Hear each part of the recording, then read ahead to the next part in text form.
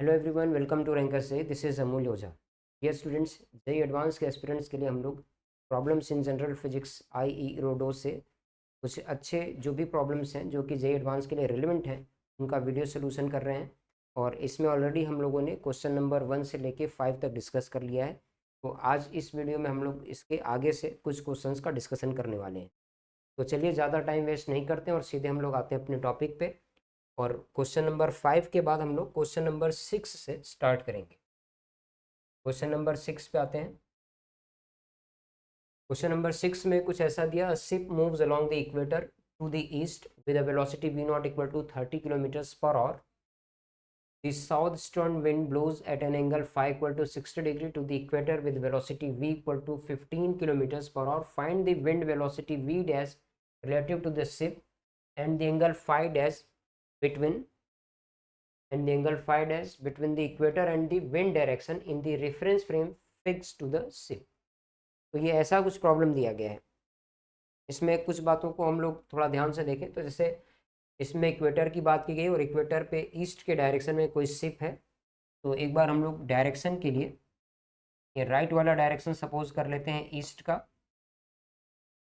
Upward direction को north बोल देते हैं, नॉर्थ के अपोजिट हो गया साउथ और ईस्ट के अपोजिट हो गया वेस्ट। इस तरह से एक बार हम लोग डायरेक्शन का रेफरेंस ले लेते हैं।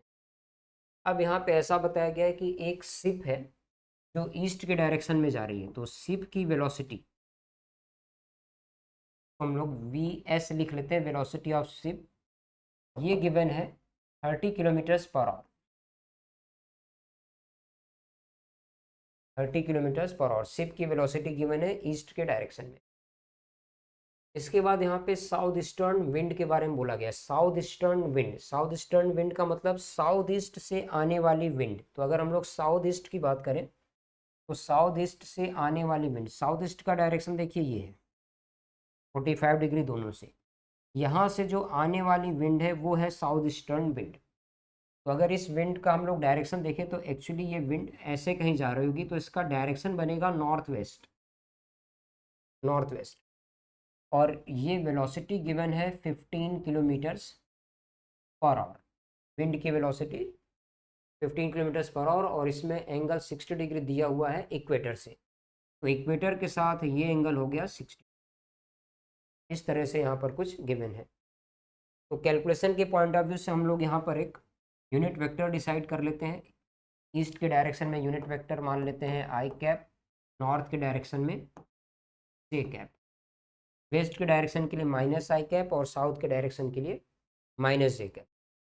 यहाँ से एक बार हम लोग शिप की वेलोसिटी को कैलकुलेट कर लेते हैं या लिख लेते हैं। वेलोसिटी ऑफ शिप हम लोग कंपोनेंट्स के फॉर्म में लिख लेते हैं। तो ये 30 किलोमीटर पर आवर गिवन है और इसका डायरेक्शन है ईस्ट का, तो इसको हम लोग लिख सकते हैं 30 आई कैप।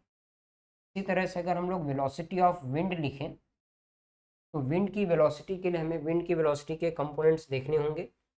जैसे 15 किलोमीटर पर आवर है तो इस वेलोसिटी का एक कंपोनेंट वेस्ट के डायरेक्शन में आएगा 15 cos 60 डिग्री, 15 cos 60 डिग्री। और इसी का दूसरा कंपोनेंट ऊपर की ओर आ जाएगा 15 sin 60। इस तरह से कुछ कैलकुलेशन बनेगा। तो 15 का cos 30 अगर हम लोग यहाँ पर लिखें तो इसकी वैल्यू क्या आ जाएगी 15 cos 30, 15 इंटू 1/2, 15/2। 15 sin 30 का कैलकुलेशन लिखें तो हो जाएगा 15√3/। ऐसा कुछ कैलकुलेशन बन रहा है। अब यहाँ पे हम लोग विंड की वेलोसिटी को इधर वाले कंपोनेंट के साथ माइनस आई कैप और इस कंपोनेंट के साथ प्लस जे कैप लगा के लिख सकते हैं। तो विंड की वेलोसिटी को लिखा जा सकता है 15/2 माइनस के साथ आई कैप, माइनस 15/2 आई कैप प्लस 15√3/2, यहाँ पे होगा जे कैप। ऐसा हम लोग कैलकुलेशन लिख सकते हैं। तो ये शिप की वेलोसिटी है, ये विंड की वेलोसिटी है। अब इस प्रॉब्लम में एक बार देखते हैं कि यहाँ पर क्या फाइंड करना है। तो यहाँ पे देखिए फाइंड करना है हमें, find the wind velocity V dash relative to the ship. Ship के रिलेटिव विंड की वेलोसिटी। तो एक बार देखते हैं इसको कैसे लिखते हैं, velocity of wind with respect to ship, VWS, और इसको क्या लिखना होता है, velocity of wind minus velocity of ship, इस तरह से लिखते हैं। तो velocity of wind minus velocity of ship, अगर इसको हम लोग सॉल्व करें तो इसकी वैल्यू क्या आ जाएगी, विंड माइनस सिप, -15/2 -30, तो ये माइनस कितना बन जाएगा इससे, 45/2, 45 तो नहीं आएगा, 75/2, -75/2 आई कैप, और जे कैप में क्या होगा, 15√3, ये कैलकुलेशन है जे कैप। तो यहाँ पे इसका अब हम लोग कैलकुलेशन देख सकते हैं कितना आएगा। तो यहाँ से अगर कैलकुलेशन देखा जाए, magnitude of this velocity, velocity of wind with respect to ship, इसका मैग्नीट्यूड फाइंड करते हैं। तो √, कोफिशिएंट ऑफ आई का square plus coefficient of J का स्क्वायर। तो इसमें 15√3/2 ये दोनों में कॉमन है, 15√3/2 दोनों में कॉमन है, तो इधर तो आ जाएगा 1, और यहाँ पे 15√3/2 नहीं, 15/2 कॉमन कर लेते हैं, 15/2 कॉमन कर लेते हैं। तो 15/2 से यहाँ पे आएगा 5, रूट के अंदर हो जाएगा 5 का स्क्वायर 25, और यहाँ पे √3 का स्क्वायर आएगा 3, 25 + 3 28, 28 को हम लोग 2 बाहर निकाल के लिख सकते हैं, 15 टाइम्स √7, 15 टाइम्स √7। तो इसको अगर हम लोग कैलकुलेट करेंगे तो ये अप्रॉक्सीमेट आ जाएगा 40 km/h के आसपास। कैलकुलेट करेंगे तो 40 km/h आ जाएगा। अब दूसरी चीज़ इसमें ये पूछी गई है, find the angle phi dash between the equator and the wind direction in the reference frame of fix to the ship. तो भाई अगर शिप के फ्रेम से हम लोग देख रहे हैं तो विंड की वेलोसिटी का डायरेक्शन ऐसा आया है, आई कैप में -75/2 और जे कैप में 15√3/2।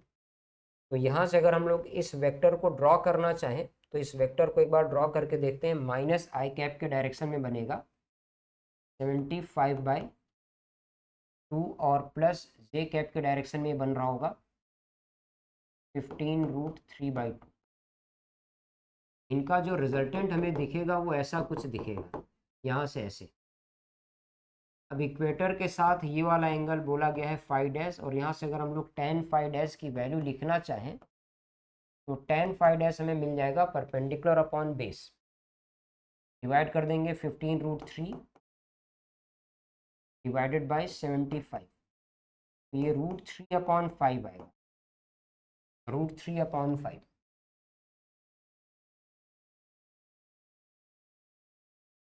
रूट के अंदर 3/5, तो 5 का आंसर हम लोग दे सकते हैं tan इनवर्स √3/5 को साइन थीटा या कॉस थीटा में भी दिया जा सकता है।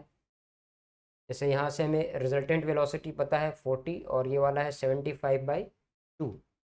यहाँ से अगर हम लोग देना चाहें तो cos फाई डैश की वैल्यू से भी इसका आंसर दे सकते हैं, अप्रॉक्सीमेट आंसर दे सकते हैं cos फाई डैश से, base upon hypotenuse 75/2 divided by 40, ऐसे करके भी सॉल्व कर सकते हैं। 5 से इसको अगर हम लोग डिवाइड कर दें तो ये आ जाएगा 15, और 5 से डिवाइड करेंगे 8, 15/16 ऐसा कुछ बनेगा। तो ये इस तरह से एक अच्छा प्रॉब्लम है इसमें कि हम लोग रिलेटिव का कंसेप्ट यूज़ कर रहे हैं।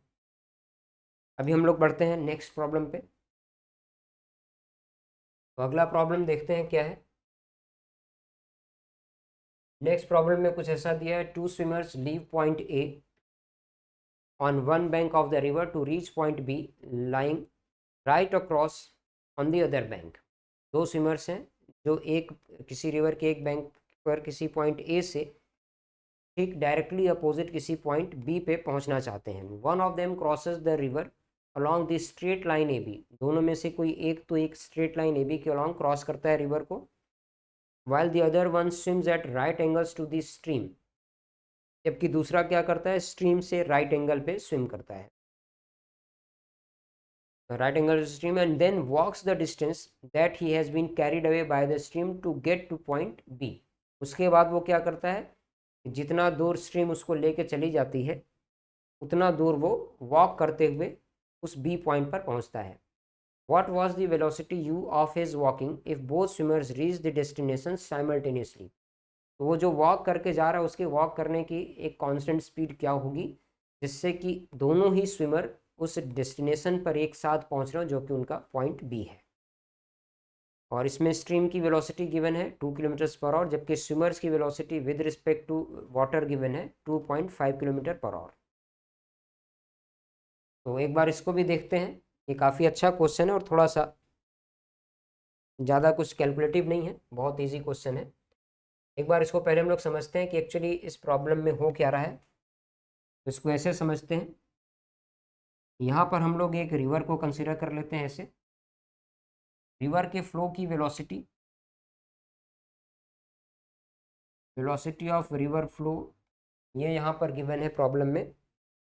वेलोसिटी ऑफ रिवर फ्लो इसको वी नॉट बताया गया है। Velocity of river flow is V naught which is 2 kilometre per hour, और ये राइट वाले डायरेक्शन में रिवर फ्लो कर रही है ऐसा हमने एज्यूम किया। इसके बाद कोई दो पॉइंट्स हैं रिवर के, एक बैंक पे कोई पॉइंट है ए और ए के डायरेक्टली अपोजिट दूसरे बैंक पर कोई दूसरा पॉइंट है। अब यहाँ से दो स्विमर स्टार्ट कर रहे हैं, जिसमें पहले वाले स्विमर ने क्या किया, जो फर्स्ट स्विमर है वो इस तरह से स्विम करता है जिससे कि वो डायरेक्टली ए से चल के बी तक पहुँच जाए, ऐसे ए से स्विम करना स्टार्ट करे और बी पे पहुँच जाए। ये तरीका यूज़ कर रहा है कौन, स्विमर 1। जबकि स्विमर 2 क्या कर रहा है, वो अपनी वेलोसिटी को इधर रख रहा है। तो देखिए यहाँ पर हमें ध्यान देना होगा कि अगर पहला स्विमर ए से डायरेक्टली बी पे पहुंच रहा है तो उसकी रिजल्टेंट वेलोसिटी इस तरह से होनी चाहिए, ये फर्स्ट स्विमर की रिजल्टेंट वेलोसिटी है, तभी वो यहाँ से चल के यहाँ पहुंच सकता है।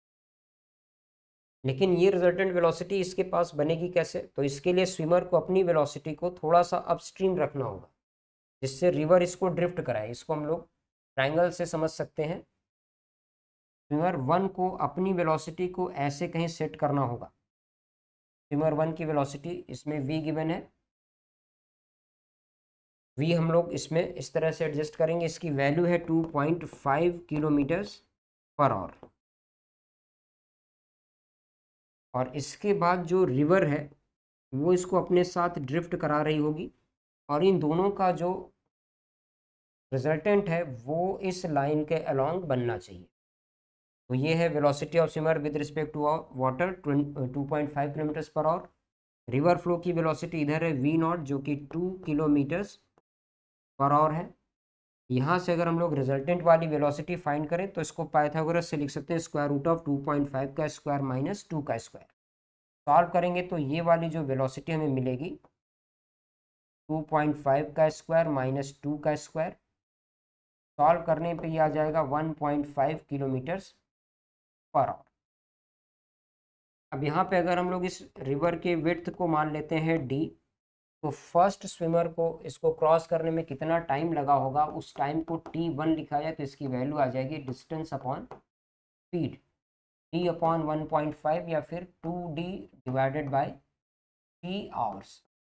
ये पहले वाले स्विमर को लगने वाला टाइम है इस तरह से। अब हम लोग बात कर लेते हैं एक बार दूसरे स्विमर की। तो दूसरा स्विमर कैसे स्विम कर रहा है उसको भी देखते हैं। दूसरा जो स्विमर है वो रिवर के स्ट्रीम के परपेंडिकुलर स्विम करता है। कैसे स्विम कर रहा है दूसरा वाला स्विमर, ए से इसने स्विम करना स्टार्ट किया और ये अपनी वेलोसिटी को रख रहा है रिवर के स्ट्रीम के परपेंडिकुलर। तो अगर ये अपनी वेलोसिटी को रिवर के स्ट्रीम के परपेंडिकुलर रखेगा तो वो ऐसे चल नहीं पाएगा क्योंकि रिवर इसको थोड़ा बहुत ड्रिफ्ट कराएगी along the current of the river. ये वाली वैल्यू गिवन है 2.5 किलोमीटर्स पर आवर और ये है इसमें 2 किलोमीटर्स पर आवर। रिवर की विड्थ अभी भी d है तो इस बार अगर हम लोग ये देखें कि रिवर को क्रॉस करने में जो टाइम लग रहा होगा वो टाइम कितना होगा, इस टाइम को अगर T2 लिखा जाए तो T2 हमें सीधे सीधे मिल जाएगा D डिवाइडेड बाई V। ये कैलकुलेशन है T2 का, D डिवाइडेड बाई V, और V की वैल्यू क्या है 2.5 किलोमीटर्स पर आवर। ये तो T2 वाला टाइम हो गया। और इन दोनों को हम लोग कंपेयर करके देख सकते हैं, यहाँ पर ये D अपॉन 1.5 था, ये D अपॉन 2.5 है, तो ये D अपॉन 1.5 ज़्यादा टाइम है, बड़ा टाइम है ये D अपॉन 2.5 से। तो ऑब्वियसली जो T2 है वो T1 से छोटा है। इसका मतलब दूसरे वाले स्विमर ने रिवर को थोड़ा जल्दी क्रॉस कर लिया है। कितना जल्दी क्रॉस किया है, अगर उस टाइम को हम लोग चेक करें, डेल्टा T मान लें, तो ये वैल्यू होनी चाहिए T1 माइनस T2 के बराबर, सॉरी T2 माइनस T1 के बराबर। क्या होना चाहिए इसको, T1 माइनस T2 के बराबर। T1 माइनस T2, इसका calculation 2D/3 upon minus 2D/5। तो 2D को हम लोग इसमें कॉमन कर लेते हैं, 1/3 माइनस 1/5, इसका एलसीएम बना लेंगे 15। 1/3 माइनस 1/5, तो इसमें 2 और आ जाएगा। तो ये कैलकुलेशन है अपने पास 4, ये कैलकुलेशन अपने पास क्या आ गया 4D डिवाइडेड बाई 15। ये कैलकुलेशन है डेल्टा टी। एक बार वापस वेरीफाई कर लेते हैं, 2D/3 माइनस 2D/5, तो 2D हमने कॉमन कर लिया, 1/3 माइनस 1/5, एलसीएम बना लिया 15, 5 माइनस 3 इज 2, 4D अपॉन 15। इतना टाइम एक्स्ट्रा बचा हुआ है स्विमर 2 के पास, क्योंकि उसने रिवर को जल्दी क्रॉस कर लिया। लेकिन अब इसमें प्रॉब्लम क्या है कि ये स्विमर 2 रिवर को जल्दी तो क्रॉस कर रहा है, बट वो जहाँ उसको पहुँचना था वहाँ ये पहुँच नहीं पाएगा।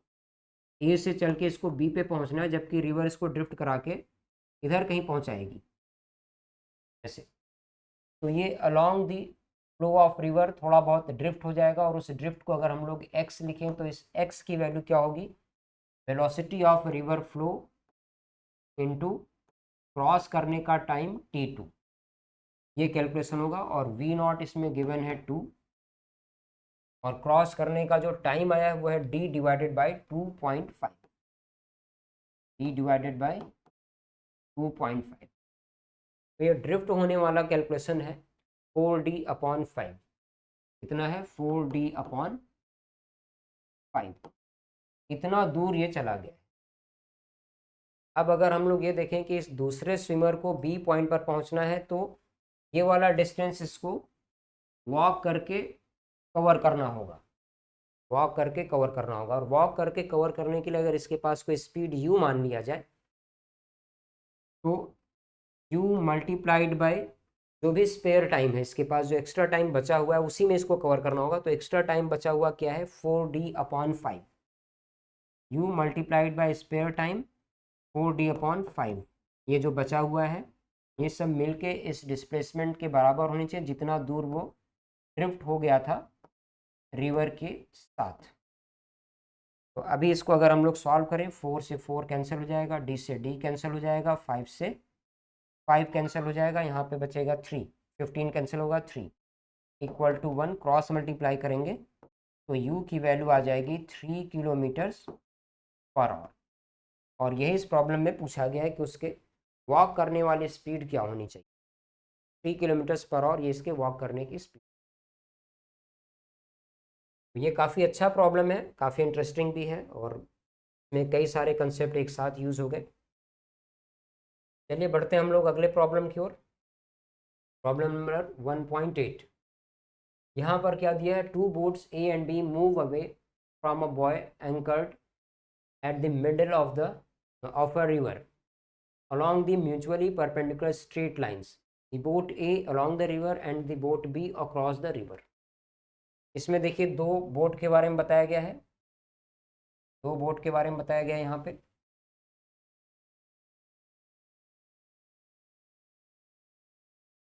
और रिवर के मिडिल में कहीं पे कोई एक बॉय है, यहाँ से दो बोट्स को चलना है। किस तरह से चलना है वो देख लेते हैं। The boat A along the river, boat A को क्या करना है, रिवर के अलॉन्ग जाना है। ए को रिवर के अलॉन्ग जाना है, जबकि बी को क्या करना है, B across the river. B को कैसे जाना है, अक्रॉस द रिवर जाना है। ए अलॉन्ग द रिवर जा रहा है, बी अक्रॉस द रिवर जा रहा है। इसके बाद में क्या है, having moved off an equal distance, यहाँ पे ये एन है, having moved off an equal distance from the buoy the boats return. यहाँ से बराबर डिस्टेंस मान लेते हैं, ये डिस्टेंस क्या है, डी है। तो डी डिस्टेंस तक ए जा रहा है, डी डिस्टेंस तक बी जा रहा है, और इसके बाद ये लौट के आ रहे हैं, ए वापस लौट के आता है और बी वापस लौट के आता है, दोनों लौट के आ रहे हैं। तो अब इसमें इन दोनों के टाइम ऑफ मोशन का रेशियो पूछा है। ए जो टाइम ले रहा है जाके लौटने में, उस टाइम को लिखा गया है टाउ ए। बी यहाँ से इधर जाके लौटने में जो टाइम ले रहा है उसको लिखा गया है टाउ बी।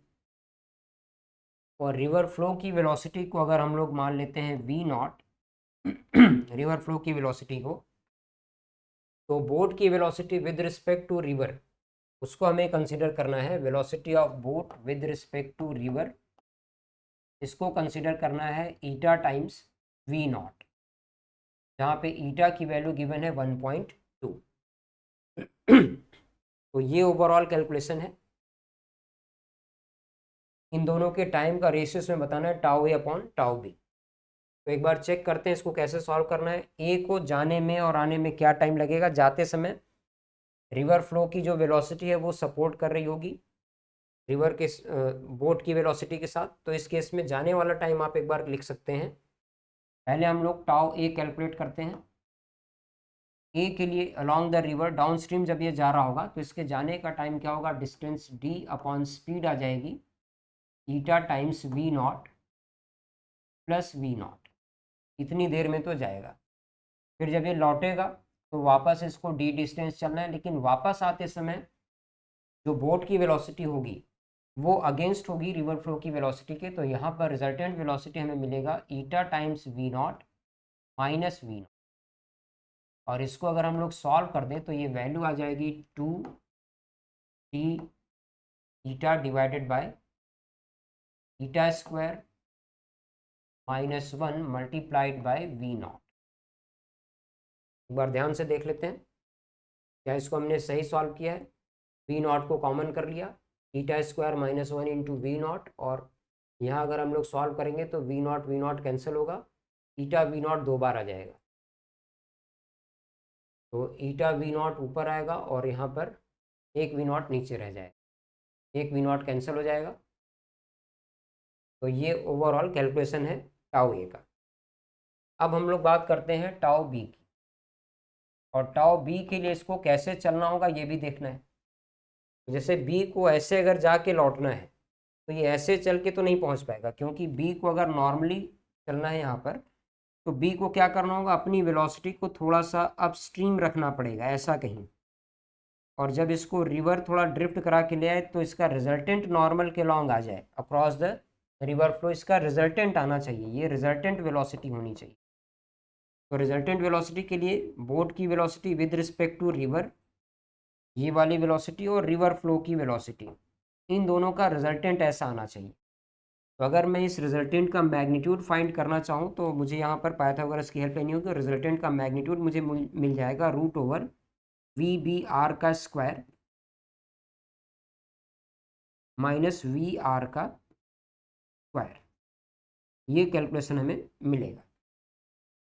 तो इस तरह से अगर हम लोग बी के लिए जाने का टाइम लिखें तो इसमें डिस्टेंस यूज़ करना है D divided bye resultant velocity, हमें क्या मिलेगी, इसमें वी नॉट हम लोग कॉमन करके लिख लेंगे, V B R is eta times V R. तो ईटा स्क्वायर -1 आएगा रूट के अंदर, ईटा स्क्वायर -1 आएगा रूट के अंदर, और वी नॉट बाहर हो गया, रूट के अंदर ईटा स्क्वायर -1।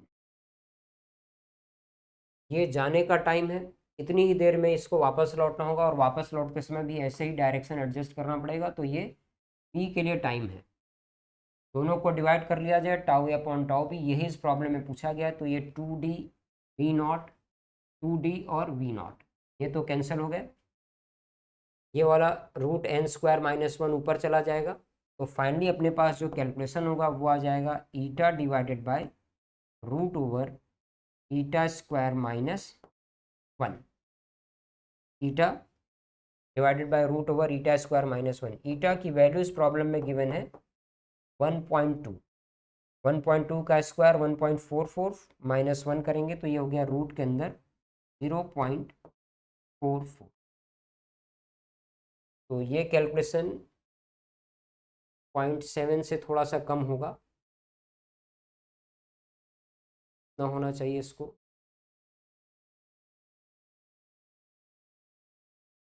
0.6 से थोड़ा ज़्यादा आएगा। तो अब इसमें कैलकुलेशन करके आप देख लेंगे क्या आता है। 12 डिवाइडेड बाई 0.44, ऐसे अप्रॉक्सीमेशन पे ये कैलकुलेशन बनता है 1.8 के आसपास। तो ये भी एक बढ़िया प्रॉब्लम था, इसमें दो अलग अलग डायरेक्शन के लिए कैलकुलेशन देखा गया है। नेक्स्ट प्रॉब्लम पे आते हैं। अगला प्रॉब्लम देखिए इसमें क्या है। Problem number 1.9, a boat moves relative to water with a velocity which is eta equal to 2 times less than the river flow velocity. At what angle to the stream direction must the boat move to minimize drifting? Drift को minimise करने के लिए boat को कैसे move करना चाहिए। तो यहाँ पे क्या है, इसमें एक रिवर के बारे में बताया गया है। ऐसे कोई एक रिवर है, रिवर फ्लो की वेलोसिटी को मान लेते हैं वी आर, और इसको एक बार को मैं वी नॉट सपोज कर लेता हूँ। रिवर फ्लो की वेलोसिटी वी आर, जिसको मैंने वी नॉट सपोज किया। और यहाँ पर किसी बोट के बारे में बताया गया है। ये कोई बोट है, इस बोट के बारे में बताया गया है कि इसकी velocity, velocity of boat river के रिस्पेक्ट में, velocity of boat with respect to river, इसके बारे में बताया गया है कि ये 2 टाइम्स स्लोअर है या लेस देन है रिवर फ्लो की वेलोसिटी से। तो ये वाली वेलोसिटी है वी नॉट डिवाइडेड बाय 2 के बराबर। अब इसमें ऐसा कुछ पूछा गया है कि रिवर के साथ या रिवर फ्लो के साथ इसको कितने एंगल पे चलना चाहिए बोट को, जिससे कि ड्रिफ्टिंग को ये मिनिमाइज कर सके। तो जैसे अगर हम लोग ऐसा सपोज करें, मान लेते हैं बोट ने यहाँ से चलना स्टार्ट किया, तो बोट को कैसे चलना चाहिए जिससे कि ये ड्रिफ्टिंग को मिनिमाइज कर सके। तो इसका एक बहुत सीधा सा तरीका है। जैसे अगर हम लोग नॉर्मली चलेंगे तो रिवर ड्रिफ्ट कराएगी, नॉर्मल से थोड़ा सा अपस्ट्रीम चलना चाहिए बोट को। तो ऐसा मान लेते हैं बोट यहाँ पे कहीं ये वाले डायरेक्शन से किसी थीटा एंगल, या हम लोग ऐसा सपोज कर सकते हैं अपस्ट्रीम से एक एंगल सपोज कर लेते हैं अल्फा, अपस्ट्रीम से, जिसमें कि बोट की velocity with respect to river है। इसके बाद क्या है, रिवर इसको ड्रिफ्ट करा के ले जा रही होगी, रिवर फ्लो की वेलोसिटी वी नॉट। इससे रिजल्टेंट ऐसा कहीं बनेगा, रिजल्टेंट कुछ ऐसा बनेगा, और यहाँ पे कहीं ये बोट पहुँच रही होगी इस तरह से। तो बोट को यहाँ तक पहुँचने में कितना ये ड्रिफ्ट हो जा रहा है ये देखना है, और इस ड्रिफ्ट को हमें मिनिमाइज और करना है। इस ड्रिफ्ट को ही क्या करना है, मिनिमाइज करना है। ये इस प्रॉब्लम में दिया गया है। तो इस प्रॉब्लम को हम लोग एक बार ट्राई करते हैं, देखें इसमें क्या हो सकता है। तो सबसे पहले एक बार हम लोग यही देख लें कि जैसे रिवर फ्लो के डायरेक्शन को एक बार को हम लोग ऐसा एक्स मान लेते हैं, और इसके परपेंडिकुलर वाला जो डायरेक्शन है उसको वाई सपोज कर लेते हैं। और ये वी बी आर जो वेलोसिटी है, इसके हम लोग एक्स और वाई कंपोनेंट कर लें। तो एक्स के डायरेक्शन में इसका नेगेटिव एक्स में कंपोनेंट आ जाएगा V B R, which is V naught by two, V naught by two. इसके साथ आ जाएगा कॉस एल्फा, और अपवर्ड डायरेक्शन में इसकी वेलोसिटी बनेगी V naught by two sine alpha. River के विड्थ को हम लोग डी सपोज कर लेते हैं, डी अपने आप में कांस्टेंट होगा इस प्रॉब्लम के रिगार्डिंग। तो अब यहाँ पे हम लोग देखें कि इस रिवर को क्रॉस करने में कितना टाइम लगेगा, और रिवर के डायरेक्शन में इसके पास ड्रिफ्ट कराने वाली रिजल्टेंट वेलोसिटी क्या बन रही है इस तरह से। तो देखते हैं, सबसे पहले हम लोग टाइम कैलकुलेट कर लेते हैं। रिवर को क्रॉस करने में क्या होना चाहिए, तो width D divided by river को क्रॉस करने के लिए responsible velocity which is V naught by two sine alpha, V naught by two sine alpha.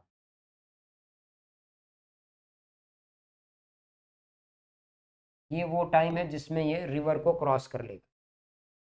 अब इतनी ही देर में अगर हम लोग इसका ड्रिफ्ट कैलकुलेट करें तो ड्रिफ्ट की वैल्यू क्या आएगी, इसके लिए हमें एक्स के डायरेक्शन की रिजल्टेंट वेलोसिटी देखनी होगी। एक्स के डायरेक्शन की रिजल्टेंट वेलोसिटी में रिवर फ्लो की वेलोसिटी राइट में है और V naught by two cos alpha left में है। तो एक्स के डायरेक्शन की रिजल्टेंट वेलोसिटी होगी V naught minus V naught by two cos alpha. ये रिजल्टेंट वेलोसिटी होगी एक्स के डायरेक्शन में। इस रिजल्टेंट वेलोसिटी को अगर हम लोग टाइम से मल्टीप्लाई कर दें तो ड्रिफ्ट का कैलकुलेशन हमें मिल जाएगा। ये अपने पास पूरा कैलकुलेशन है। तो वी नॉट सब में कॉमन है, इसको कैंसिल कर लेते हैं, थोड़ा सा सिंप्लीफाई कर लेते हैं। तो भी इसमें ड्रिफ्ट का कैलकुलेशन मिल रहा है, एक बार इसको देख लेते हैं कितना आता है। वी नॉट कॉमन करके कैंसिल कर लेते हैं, 2d divided by sine alpha, 2d divided by sine alpha, और यहाँ पे आ जाएगा 1 minus 1 by two cos alpha.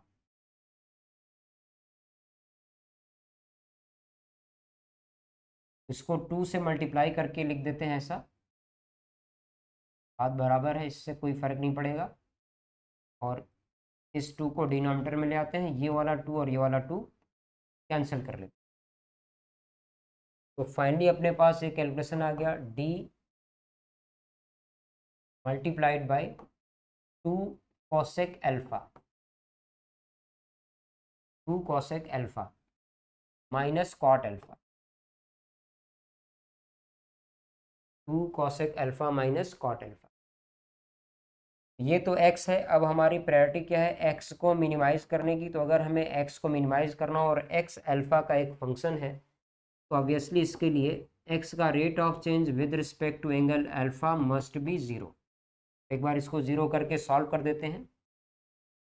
ये अपने आप में कांस्टेंट है, इसकी कोई ज़रूरत नहीं है, 2 कांस्टेंट है वैसा ही रहेगा। कॉसेक अल्फा का differentiation minus cosec alpha cot alpha, minus cosec alpha cot alpha minus cot alpha का डिफ्रेंसिएशन माइनस के साथ कॉसेक स्क्वायर अल्फा। ये अपने पास ओवरऑल कैलकुलेशन है और ये सब मिलके 0 होना चाहिए। तो डी उधर RHS में जाके 0 हो जाएगा। यहाँ से कॉसेक अल्फा को कॉमन कर लिया जाए, के बाद अपने पास क्या बचता है, cosec alpha minus 2 cot alpha.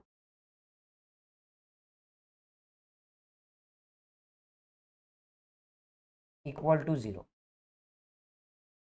तो यहाँ से कॉसेक अल्फा की वैल्यू 0 होनी चाहिए, बट वो हो नहीं सकती।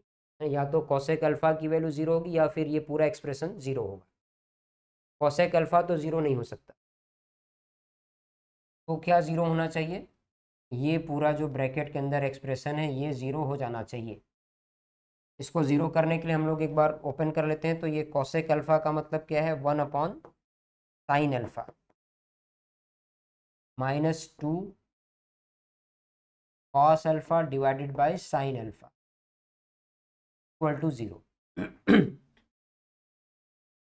साइन अल्फा को उधर मल्टीप्लाई कर लें, क्योंकि 1 बाई साइन अल्फा अगेन 0 नहीं हो सकता।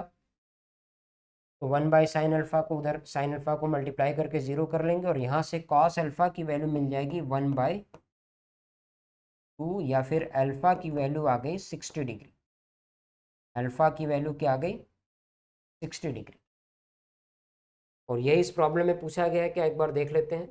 प्रॉब्लम में देखिए, at what angle to the stream direction. यहाँ पर जो एंगल पूछा गया है वो स्ट्रीम के डायरेक्शन से पूछा गया है, ध्यान रखिए, स्ट्रीम के डायरेक्शन से ये वाला एंगल पूछा गया, जबकि हम लोगों ने अल्फा अपस्ट्रीम से मेज़र किया है और सॉल्व करके अल्फा की वैल्यू 60 डिग्री आई है। तो जो रिक्वायर्ड एंगल हमें बताना है सॉरी उनको रिक्वायर्ड एंगल एक्चुअली क्या होना चाहिए, 180 माइनस अल्फा। तो ये तो अल्फा का कैलकुलेशन है, बट और required solution must be, required answer is 180 degree minus alpha, that is 120 degree. ये अपना रिक्वायर्ड कैलकुलेशन। तो ये ओवरऑल एक बहुत बढ़िया प्रॉब्लम है, और इसमें हम लोगों ने इसको कैलकुलस की हेल्प से सॉल्व किया है। लेकिन ऐसा नहीं कि इसका ये अकेला एक अप्रोच है, जैसे ये थोड़ा सा मैथमेटिकल अप्रोच है, बट इसको हम लोग फिजिक्स के कंसेप्ट से भी अगर सॉल्व करना चाहें तो सॉल्व कर सकते हैं। और इसका मैं एक दूसरा सोल्यूशन और बताता हूँ, इसको हम लोग मेथड नंबर 1 लिख सकते हैं। एक दूसरा सोल्यूशन इसका और देखते हैं, मेथड नंबर 2।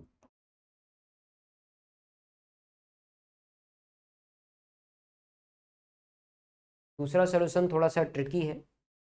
दूसरे सोल्यूशन में हमें सिर्फ ये ध्यान रखना है कि देखिए जो रिजल्टेंट वेलोसिटी आती है ना, उस पर थोड़ा सा हमें फोकस करना है, क्योंकि जो ड्रिफ्ट हो रहा होगा वो रिजल्टेंट वेलोसिटी से ही पता चलेगा।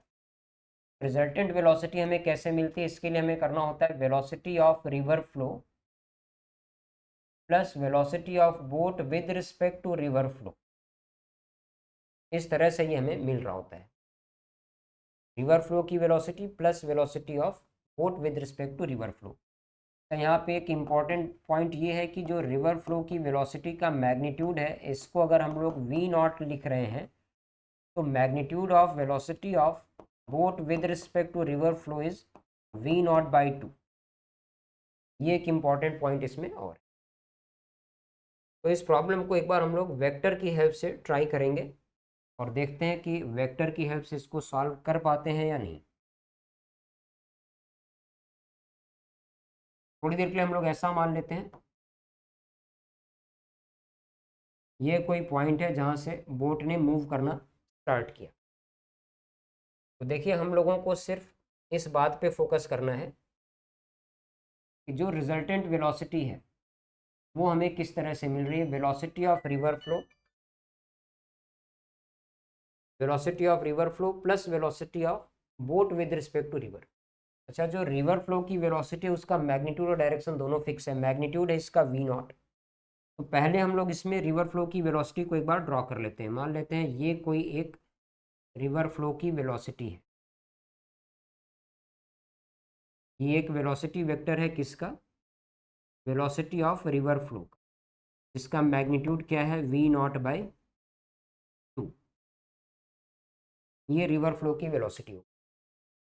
अब इस वेलोसिटी के साथ हमें एक और वेलोसिटी ऐड करनी है, जो है velocity of boat with respect to river. Velocity of boat with respect to river पे हम लोग थोड़ा सा ध्यान देंगे।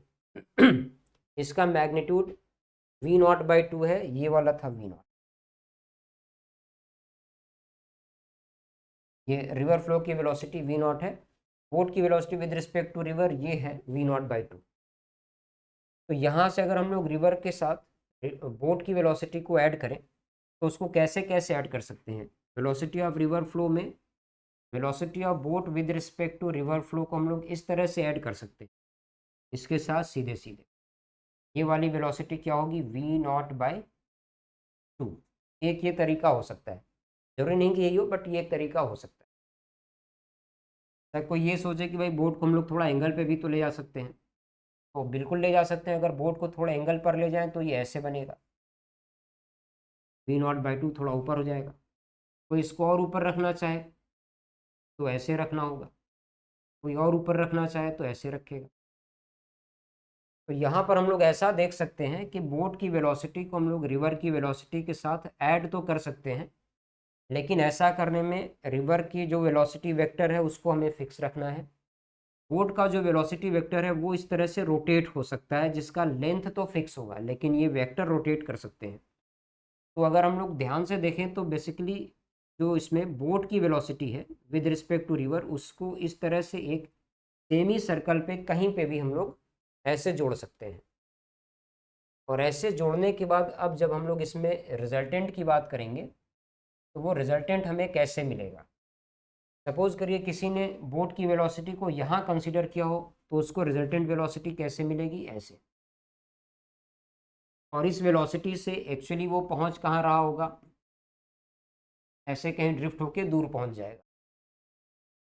अगर कोई यहाँ पर एक वेलोसिटी को कंसिडर करे तो उसके लिए रिजल्टेंट वेलोसिटी ऐसे होगी, और ये थोड़ा सा पहले पहुंचेगा यहाँ कहीं, उधर वाले से तो इसका ड्रिफ्ट डेफिनेटली कम है।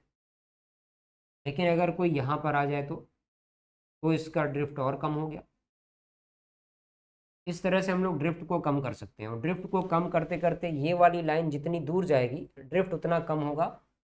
और लिमिटिंग कंडीशन में हम लोग क्या करेंगे, इस लाइन को ऐसे ड्रॉ करेंगे जिससे कि ये इस सेमी सर्कल पे एक टेंजेंट बन के पहुंच जाए, इस तरह से ऐसे इसको ड्रॉ करना होगा जिससे कि ये एक टेंजेंट बन जाए।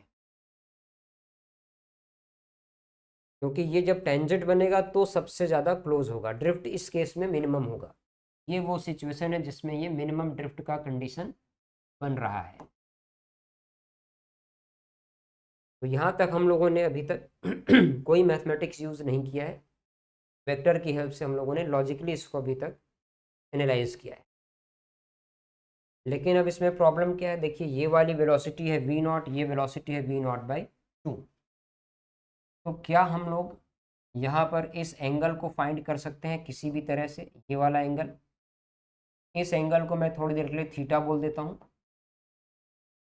तो इस एंगल से देखिए ये लाइन बेस हो गई, ये हाइपोटेनियस हो गया, और ये परपेंडिकुलर।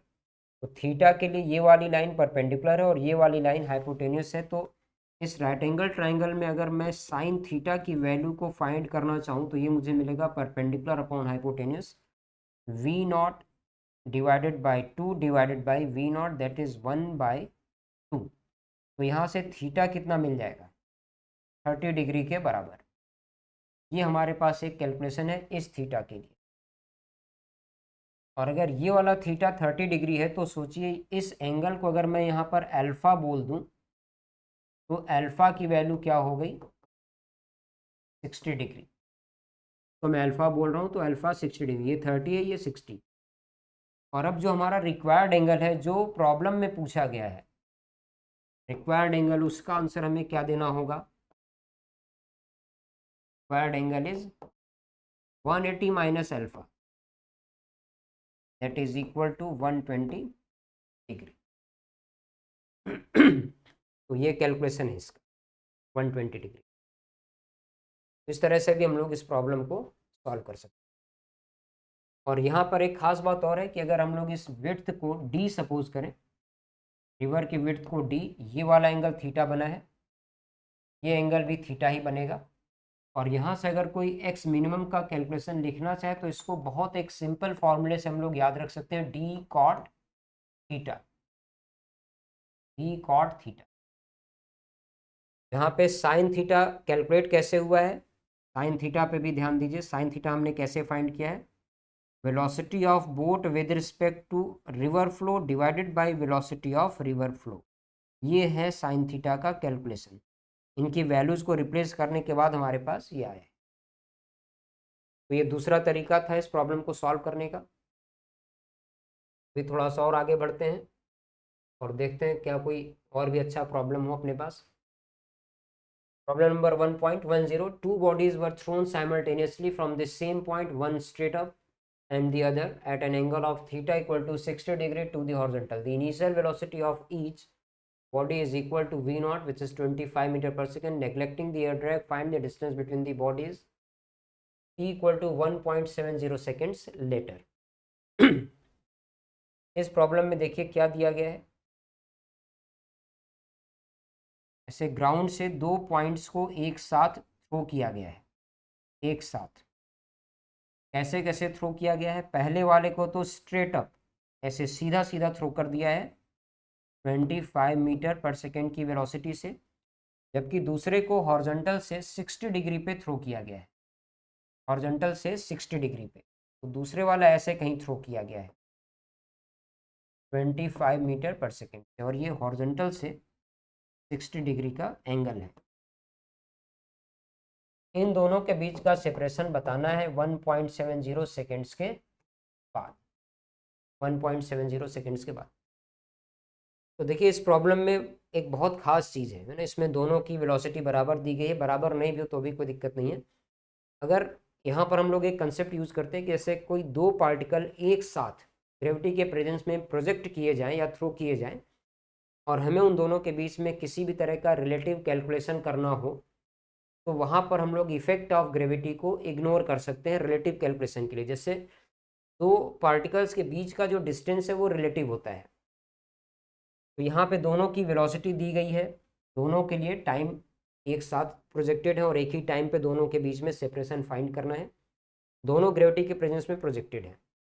तो अगर हम लोग इनके बीच के डिस्टेंस को रिलेटिव से देखें तो ऐसे केस में हम लोग इफेक्ट ऑफ ग्रेविटी को इग्नोर कर सकते हैं, और अगर इफेक्ट ऑफ ग्रेविटी को इग्नोर करके इस प्रॉब्लम को सॉल्व करना चाहें तो ये जो पहला वाला पार्टिकल है वो अपनी कांस्टेंट वेलोसिटी से सीधा सीधा चलता हुआ दिखाई देगा और टी टाइम में कितना चलेगा 25t।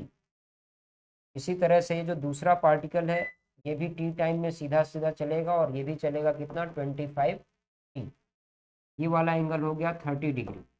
इन दोनों को जोड़ दीजिए और यहाँ से एक परपेंडिकुलर ड्रॉप करके हम लोग इस डिस्टेंस का कैलकुलेशन लिख सकते हैं यहाँ से।